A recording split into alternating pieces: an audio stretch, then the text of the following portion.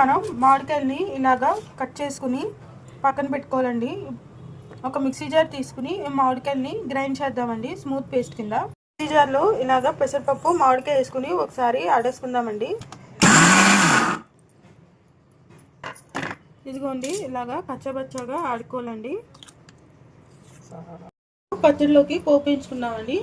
దీంట్లో మనం ఒక స్పూను పండి, ఒక స్పూను శనగపప్పు, ఒక హాఫ్ స్పూను ఇంగువండి, ఒక స్పూను జీలకర్ర, హాఫ్ స్పూను ఆవాలు, ఒక పావు స్పూను మెంతులండి.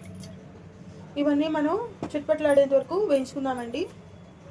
ఇదిగోండి పచ్చిమిరపకాయ ఇలాగా వేసేసుకుందామండి. పచ్చిమిరపకాయ కూడా ఇలా వేసేసుకుని ఒకసారి వేయించుకుందామండి.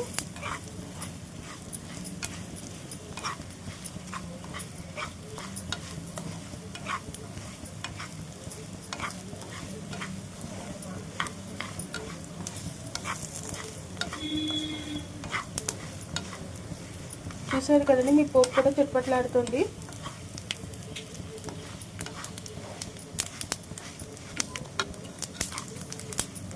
మీ పోపు కూడా వేగిపోయిందండి. ఈ పోపుని చల్లారి పెట్టుకుందామండి. సాల్ట్ వేసుకోవాలండి. ఇలాగా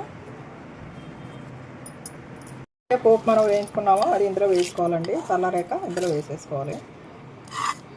కొంచెం పోపు అట్టే పెట్టుకోండి, పచ్చట్లోకి కరకలాడుతూ ఉంటే బాగుంటుంది. మొదటి వేసుకుని ఇదిగోండి అయిపోయింది. ఇలాగా ఉంటుందన్నమాట అండి మామిడికాయ పెసరపప్పు పచ్చడి అనమాట అండి. ఇది చాలా బాగుంటుందండి. అన్నంలోకి దోశలోకి కూడా బాగుంటుందండి. దోశలు వేసినప్పుడు రేపు చూపిస్తామండి. ఇందులో వెల్లుల్లిపాయ వేయలేదండి, ఒకసారి వెల్లుల్లిపాయ కూడా వేస్తాం. ఇవ్వండి అయిపోయిందండి, ఇంతేనండి పచ్చడి. ఇవ్వండి ఇప్పుడు ఏదైతే మనం పోపు అట్టే పెట్టుకున్నామో ఆ పోపు పైనుంచి ఇలా వేసేసుకుంటే నేను తిరిపేసుకునండి. ఇలాగా వేసుకుంటే బాగుంటుంది. ఇదిగోండి ఇలాగా పోపు వేసేసుకుని పైన ఇలా కలిపేసుకుంటే మీ మామిడికాయ పెసరపప్పు పచ్చడి రెడీ అయిపోయిందండి.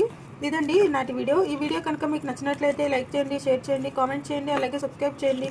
ఇలాంటి మరిన్ని హెల్తీ రెసిపీస్ కోసం మీరు మళ్ళీ రావాలని కోరుకుంటున్నానండి. Until then, see you in the next healthy recipe. Thanks for watching. Bye bye.